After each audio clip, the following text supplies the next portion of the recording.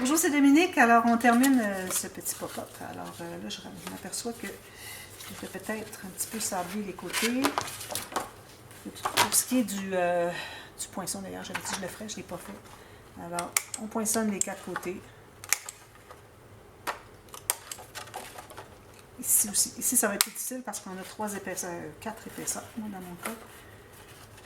Mais si vous avez un papier qui est un peu plus large que la largeur de deux cartes, alors gardez-vous une bande de collage pour rabattre. Alors, vous allez sauver une bande de collage, donc ça va faire moins épais. On fait tout le tour.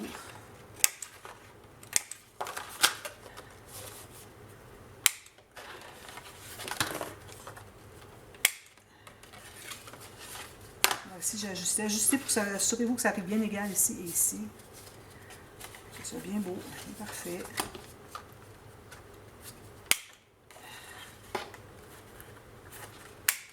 Puis, c'est tout. Je les ai tous. Parfait. Alors ici, j'ai un petit peu de sablage. J'espère avant que ça soit collé, c'est plus difficile d'accès après. Donc, alors là, on a notre mécanisme comme ceci. Alors, comme je vous disais, le système va être comme ceci. Puis, ça va faire comme ceci quand ça va se fermer. Donc, il faut avoir le pli au centre ici. Puis, on se garde 2 ou 3 mm. Alors, on va se trouver à mettre un côté de une demi-maison par-dessus, une demi-maison dessous. Puis là, ici, on va se garder environ 3 ou 4 mm. On s'assure que nos côtés de maison, nos demi-maisons ne se croisent pas. Puis, on va se trouver à centrer le côté comme ceci, comme ceci. Voilà. Alors là, tout ce que j'ai à faire, c'est de mettre la colle sur la largeur qu'il y a ici.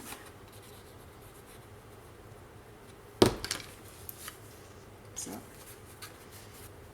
Puis là, ben, j'ai même dépassé mon centre, ma marque à 2,5, alors c'est parfait. Ça va être encore plus facile à fermer. Alors, on presse ici à l'intérieur. Ensuite, on tient encore ça tout bien droit. Là, on va se trouver à mettre de la colle dessous, ici.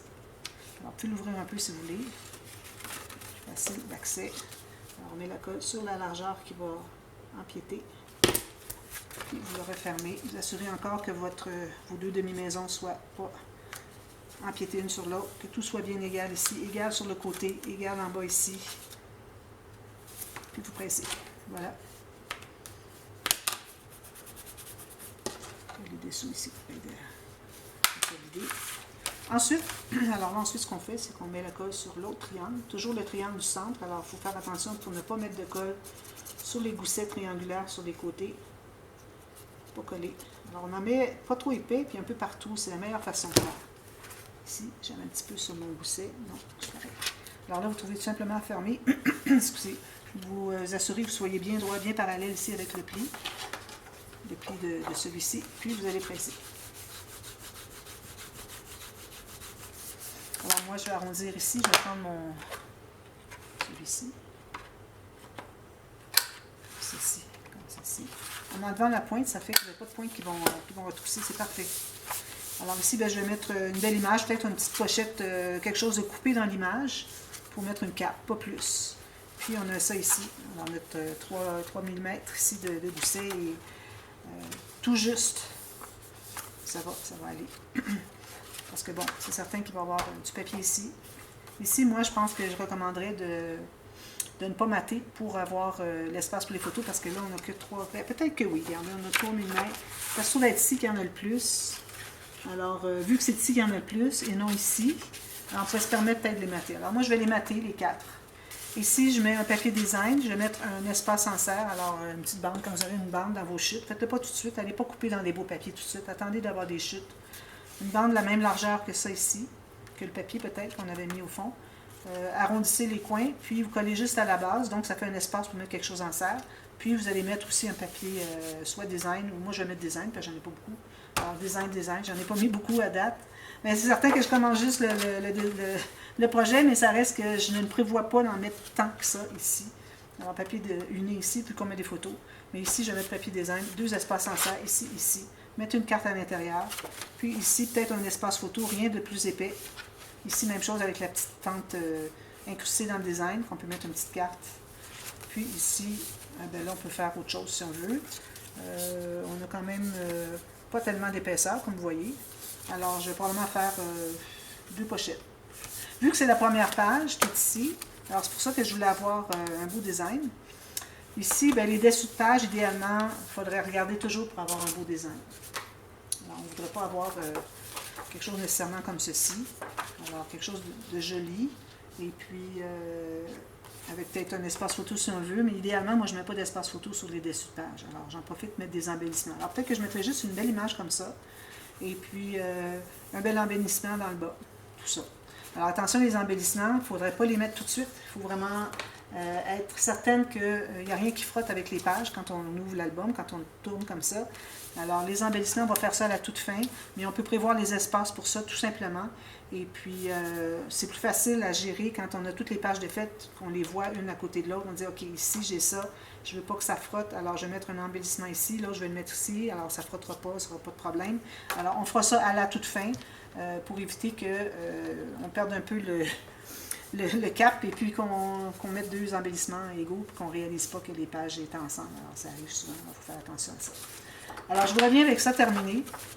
Puis aussi, c'est certain que ça prend un fermoir ici. Alors, avant de mater le fond de la page ici, alors moi, je vais mettre, comme je vous disais, un fermoir avec un petit onglet. Alors, un petit morceau, peut-être aller avec un morceau plus épais. Quelque chose comme ceci. Je vais en faire un rapidement avec vous. Puis, toutes les autres de la série, bien, vous allez voir qu'est-ce que c'est qu'on fait finalement. Alors ici, dépendamment de ce que j'ai comme épaisseur, alors je vais aller avec un gousset peut-être de 4-5 mm. Puis je me garde une bande de collage. Je vais arrondir mes coins.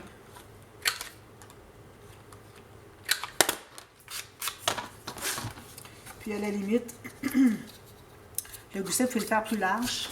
Puis quand vous allez voir avec le papier de matage, tout ça, si vous voyez que c'est trop serré, on peut toujours aller allonger le gousset. Alors, c'est une chose que je fais souvent, donc j'aime bien me garder un peu plus large. Alors, il faut quand même le coller tout de suite, parce qu'avant de mater le fond, il faut l'avoir installé. Je vais vous le complet d'ailleurs. Alors, je vais le mettre tout simplement ici sur le bord. Alors, moi, je me suis mis 5 mm. Je pense que ça va être suffisant. Mais si jamais on voit que c'est pas assez, on peut aller en ajouter. Alors, ne matez pas vos fermoirs tout de suite. Vous attendez d'avoir tout terminé la page. Vous assurez que tout fonctionne. Alors, voyez-vous, ça arrive comme juste avec 5 mm. Mais avec le papier de matage, il faut calculer les photos aussi. Alors, peut-être que c'est un petit peu juste. Vous voyez, regardez, c'est juste ça. Mais en même temps, regardez, on peut presser. Alors, ce qu'il veut faire quand il est ouvert comme ça, quand on ne le presse pas, ça ne veut pas dire que c'est déjà complet. Ça peut être vide quand même à l'intérieur, vous voyez. J'ai ça ici, mais je peux l'écraser. Alors, j'ai tout ça encore. Alors, je pense que ça va être suffisant. Puis, si vous avez des aimants aussi, bien, attendez avant de les installer. Mais il faut avoir installé l'aimant ici, en premier, avant de mater. Puis ensuite, vous allez ajuster celui-là. Alors, pour les aimants, exemple, supposons que je mettrais deux aimants comme ceci. Ça, ce sont des aimants très bons, très forts. Alors, j'en mettrai un. Alors, mettez-le pas trop près du côté ici, parce que si jamais vous avez à rallonger votre gousset, tout va se tasser. Alors, l'aimant où est-ce qu'il est, il va être rendu trop proche. Alors, mettez-le peut-être à 1 cm. Alors, que le centre de l'aimant soit à 1 cm du bord de votre fermoir. Puis que si jamais vous avez besoin d'ajuster, vous allez avoir la marge de manœuvre. Parce qu'on ne veut pas être plus proche que 5-6 mm du bord pour que quand on arrive avec le papier de matage, on arrive à bien le coller et qu'on ne voit pas l'aimant de profil. Alors, en le mettant un petit peu plus bas au départ, donc, je vais pouvoir quand même mater ici parce que je vais avoir installé l'aimant. Donc, si jamais j'ai à le déplacer, c'est ici que ça va se faire. Alors, assurez-vous que votre rabat ici est bien perpendiculaire avec la table. Vous allez le presser davantage, comme ceci. Perpendiculaire ici, lui aussi. Puis c'est là que votre aimant va être placé. Voilà. Alors, si jamais vous avez maté ici, puis vous dites, bien là, finalement, il faudrait que j'allonge mon gousset. Alors, vous l'allongez, il n'y aura pas plus que 2 mm qu'on aura besoin d'ajouter, parce que je ne mettrai rien d'extravagant ici. Donc, si jamais vous avez besoin de le pousser 2 mm, il va falloir réajuster votre aimant. Alors, vous allez l'enlever ici, vous allez le remettre ici, mettre un ruban adhésif à deux faces, puis vous allez le replacer, toujours avec les deux goussets ici et ici, perpendiculaires, pour que ça soit bien droit. Alors, on a la marge de manœuvre pour ça. Alors, voilà. Alors, je vais terminer tout ça. Je vous reviens demain. Et puis, on va faire le deuxième bloc. Et puis, tout ça va être terminé. Alors, voilà. Je pense que ça va être bien joli. Très simple. À l'occasion, on va avoir des projet simple, parce que les choses complexes, ça demande beaucoup. À un moment donné, on vient qu'on a mal à la tête, on a de la difficulté à réfléchir, alors de temps en temps, faire un projet plus simple. Puis en même temps, c'est accessible à tout le monde, les débutantes aussi. Alors voilà, alors à demain, merci, bye bye.